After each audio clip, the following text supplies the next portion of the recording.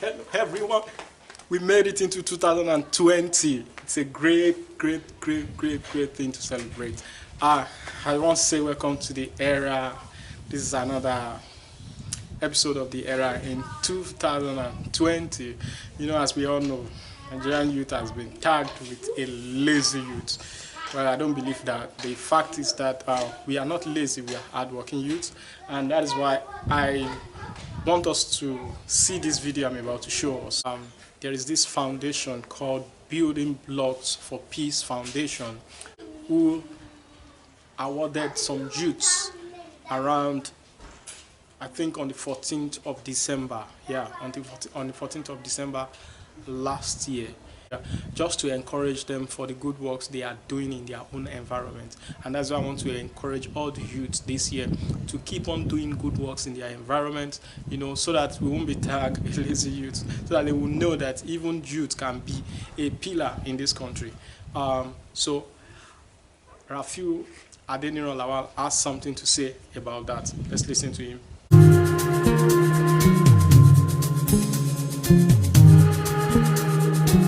The essence of having this Nigeria Youth for Peace Forum is to create an avenue for intergenerational dialogue between relevant stakeholders in the peace and security sector and young people who are taking, their time, contributing their energy to ensuring peace building and sustainable development in Nigeria. And from what transpired here today, you saw that, that engagement, you saw that dialogue between young people, the discussants, those who led the open sessions. They were exchanging ideas, sharing experiences on how we can all come together to ensuring peace and development in Nigeria. Today's event for me is a unique one because in my own enclave, I've always been trying to tinker on how can we have a document that we can hold duty bearers accountable. Now that we have a document calling for the engagement of youth, we need to have a national action plan. That the government needs to know that there is a document on ground. Nigerian government is a member of the UN. What are they doing towards ensuring implementation of these key pillars of this revolution? I think the UNSCR 2250 is, it is just like a framework for youth inclusion and participation in peace building. It has provided a legitimate cause for government, states, and institutional organizations to see reasons to include young people in peace building process and to see them as stakeholders in decision-making processes so that peace building can be more sustainable and more futuristic in terms of engaging those who will live in the future. It's a very strategic move by the United Nations to bring in the young people of the world into the process as far as youth, as far as peace, building a peaceful world is concerned. Key and very important, recognition of the fact that indeed the young people of the world have a role to play as far as the question and the quest by the United Nations for a peaceful world is concerned. Young people's participation in peace building in Nigeria is very imperative now, looking at the nature of violent crimes in Nigeria where most of the perpetrators are young people. So it's important for young people to continue to do peace building. Well, I'd not say to start because there are a lot of young peace builders already in Nigeria. So the thing is this is good opportunity to engage more young people from schools, universities, workplaces.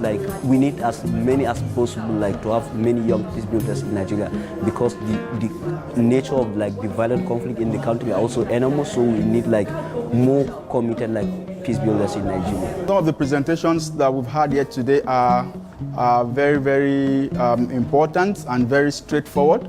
I listened to the keynote address by Imrana Aljibuba, the young peace builder from Yobe State, narrating some of the ordeals that is being faced by young people in that part of the country. When youth are excluded from political, economic, and social space and processes, it can be a mixed bag for violence and violent forms of conflict. Therefore, identifying and addressing the social exclusion of young people is a precondition for sustaining peace. I also listened to the presentation by WANEP, which focuses on building a culture of peace in Nigeria. The strategic goal of our project has been to reduce the involvement of youth in violence by giving them skills of dispute resolution and citizenship.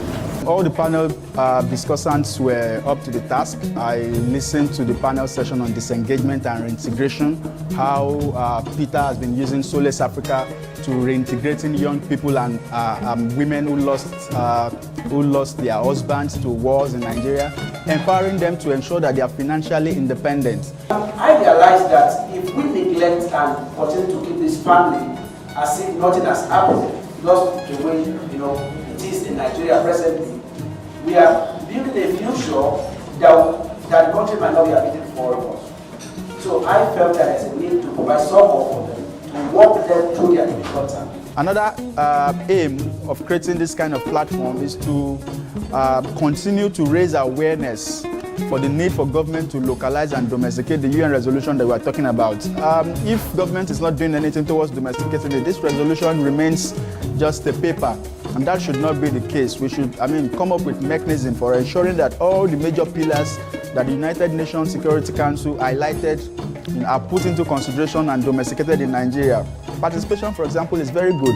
Young people must be included in peace processes. Young people must be included in decision-making institutions. We still have a lot of challenges, sincerely speaking, and I'm hoping, as the organizers are doing today, to really have this one spread across the country, where we can build them, of course, opportunities to really share all these things. Because the youth really are they are the future, I mean not future, but even now. We just really practicalize all this and see how we can really utilize what the UN has brought to us and then domesticate it and see how we can really improve on our peace building. Because the youth actually, they are the people. When it comes to violence, they are the people involved. So when it comes to peace building, we should also involve them. What we have seen and experienced today should not end here. After this event, many of the youths that participated will go back to their different corners, communities, to continue to spread the word. Because with strong voice of youth, I am confident that we are going to have peace in Nigeria. The organizers of this program, they've done very, very well, by bringing all the stakeholders together, both the experts and the youth themselves, to see how they can key into localizing that UN 2250, policy on peace building, particularly in developing countries like Nigeria. Today's event provides further inspiration to a number of participants, and given their contribution and the questions they asked during the discussion, I think if we continue to engage them after this event, we'll see more results. It is really inspiring, looking at the attendance, many young people. Today, is Saturday, but many young people are here and they spend the whole day listening, and they were really excited because they participate actively, asking questions, making connections. I think this is the whole idea of it, to leverage on that networking, to build more partnership, to enhance their work. It's been a worthwhile experience. All our teammates were up to the tasks. All our local partners, WANEP, Nigeria Youth Network on SDGs, everyone has been fantastic, and I think that without them, this event wouldn't have been this successful. The winner of the Outstanding Young Peace Builder of 2019 male category is, ladies and gentlemen, Mr. Femi Olamide. Nigeria Youth for Peace Award is basically an opportunity for us to recognize young people who are making significant contributions to peace processes and development in Nigeria. So we designed this award to see that we showcase the works of young people, not just in Nigeria, not just in Africa, among international communities, and in our own little way, reward them. I think it's a kind of a kind of validation, like what you do is actually matters, like there are people looking at it and they think it will inspire others. So I dedicate the award like to the thousands of volunteers that we work with, thousands of beneficiaries that we impacted, and they are impacting others. The award is not for me and it's for them, and that is why I feel so happy, like the name, it carries the name of the organization rather than my name. We hope that, Building Blocks for Peace Foundation will become a very top peace building organization in Nigeria, not just Nigeria alone, in Africa, and of course one that we can reckon with when you talk about peace building organization all over the world.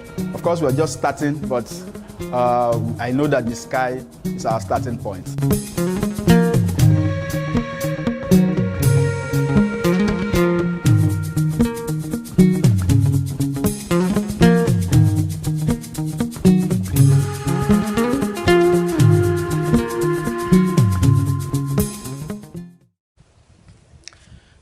Welcome back. This is the era, and as you can see, there are some youth that has been awarded by Building Blocks for Peace Foundation, just to encourage all the youths in Nigeria and outside Nigeria that we can do it. We can do it. We can hold, position in this country. So we should strive, to lead this country, to let, people know that we can do it. We can make things right in this country, So that is that on the era. Please like, subscribe, and share. Until next time, I will see you on the era. Remain blessed. Bye.